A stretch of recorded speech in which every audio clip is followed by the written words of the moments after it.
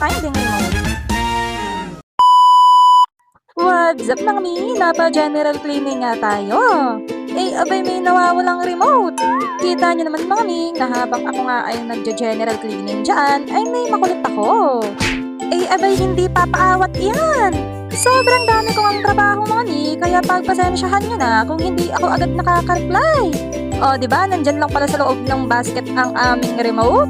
By the way, mga mi, ako talaga ay maraming ginagawa sa buhay. Linis ng ganito, luto ng ganon, bantay tindahan, bantay bata. Ay, sino ba naman ang aasahan natin mga mi, kundi sarili lang natin. Naka-fast forward nga lang pala yan at sobrang tagal ko talagang naglinis dyan. Imagine mga mi, habang naglilinis ako ay may tagakalat din ako dito. May patupi pa nga akong nalalaman dyan, eh ilalagay ko lang din naman sa labahan. Magpapalit na nga rin kasi ako ng kumot kasi parang hindi na maganda ang amoy. So dito na nga tayo, magsasaing nga muna ang lima nyo, ay abay kakain din kami. Ay nako mga mi, everyday na lang talaga. Halos hindi na kami nauubusan ng hugasin. Eh dadalawa lang kami ng anak ko dito ay kung makagamit ng plato. Sharing a moment ng kapaguran ko na nga lang pala ito mga mi, at nang ako ay wala nang mai-vlog. At pasensyahan din na rin pala ang aming kusina ay hindi naman kami manggaranon. Habang nakasalang pala ang aming sinaing dyan ay naghugas muna ako ng plato.